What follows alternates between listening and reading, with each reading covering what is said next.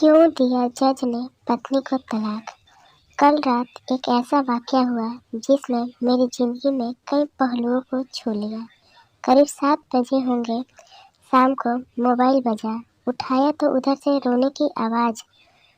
मैंने शांत कराया और पूछा, भाभी जी आखिर हुआ क्या।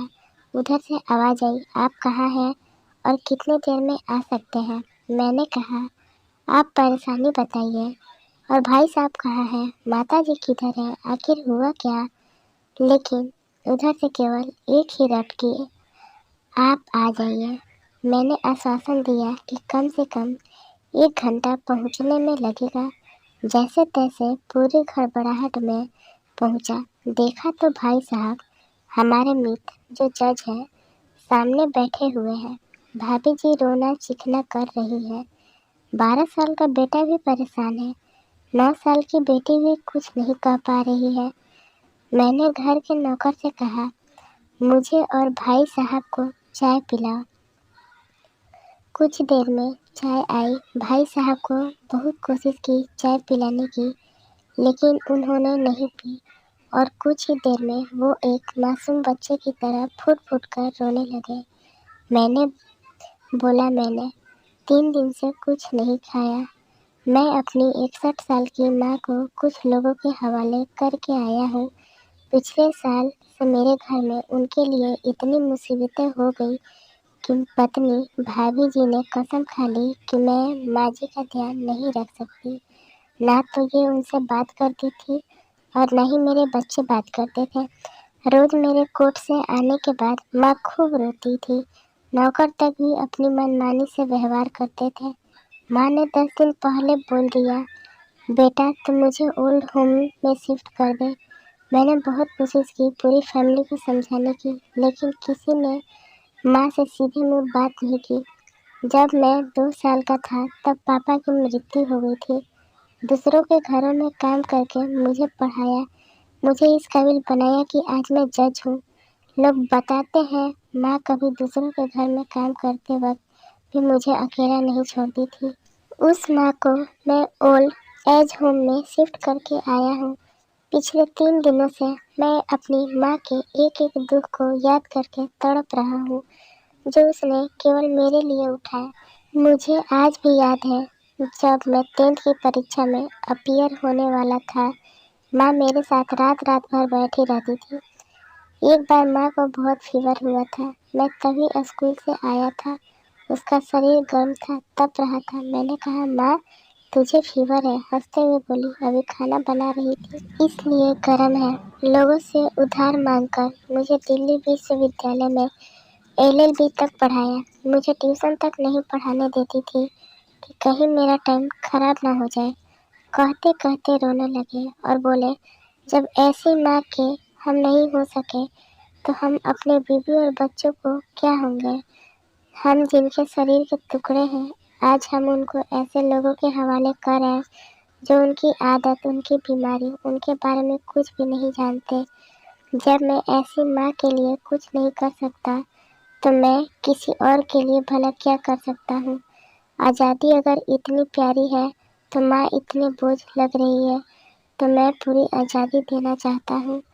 जब मैं बिना माँ बाप के पल गया तो ये बच्चे भी पल जाएंगे, इसलिए तलाक देना चाहता हूँ। सारी प्रॉपर्टी इन लोगों के हवाले करके उस ओल्ड एज होम में रहूँगा। कम से कम मैं अपनी माँ के साथ तो रह सकता हूँ। और अगर इतना सब कुछ करके माँ आश्रम में रहने के लिए मजबूर है तो एक दिन मुझे भी आखिर जाना ही पड़ेगा। माँ के साथ रहते रहते आदत भी हो जाएगी। माँ की तरह तकलीफ तो नहीं होगी। जितना बोलते समय भी ज़्यादा हो रहे थे। बातें करते करते 12:30 हो गए। मैंने भाभी जी के चेहरे को देखा। उनके भाव भी प्रायश्चित और ग्लानि से भरे हुए थे। मैंने ड्राइवर से कहा, अभी तक लोग नोएडा जाएंगे। भाभी जी और बच्चे, हम सारे लोग नोएडा पहुँचे। बहुत ज़्यादा रिक्वेस्ट करने पर गेट खुला। भाई साहब ने उस गेट कीपर के पैर पकड़ लिया। बोले, मेरे माँ है, मैं उनको लेने आया हूँ। चौकीदार ने कहा, क्या करते हो साहब। भाई साहब ने कहा, मैं जज हूँ।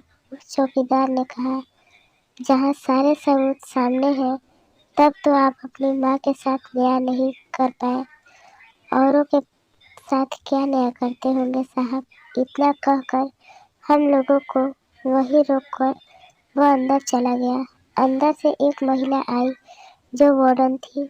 उसने बड़े कातर शब्दों से कहा, 2 बजे रात को आप लोग ले जाके कहीं मार दे तो मैं अपने ईश्वर को क्या जवाब दूंगी। मैंने सिस्टर से कहा, आप विश्वास करिए, ये लोग बहुत बड़े पश्चाताप में जी रहे हैं। अंत में किसी तरह उनके कमरे में ले गई। कमरे में जो दृश्य था उसको कहने की स्थिति में मैं नहीं हूँ। केवल एक फोटो जिसमें पूरी फैमिली है और वो भी माँ जी के बगल में, जैसे किसी बच्चे को सुला रहा है। मुझे देखी तो उनको लगा कि बात न खुल जाए, लेकिन जब मैंने कहा हम लोग आपको लेने आए हैं तो पूरी फैमिली एक दूसरे को पकड़कर रोने लगी। आस पास के कमरों में और भी बुजुर्ग थे। सब लोग जाकर बाहर तक ही आ गए। उनकी भी आंखें नम थीं। कुछ समय बाद चलने की तैयारी हुई। पूरे आश्रम के लोग बाहर तक आए। किसी तरह हम लोग आश्रम के लोगों को छोड़ पाए। सब लोग इस आशा से देख रहे थे कि शायद उनको भी कोई लेने आए। रास्ते भर बच्चे और भाभी जी तो शांत रहे, लेकिन भाई साहब और माता जी एक दूसरे की भावना को अपने पुराने रिश्तों पर बिठा रहे थे। घर आते आते करीब 3:45 हो गया था। भाभी जी भी अपनी खुशी की चाबी कहाँ है ये समझ गई थी। मैं भी चल दिया, लेकिन रास्ते भर वो सारी बातें और दृश्य घूमते रहे।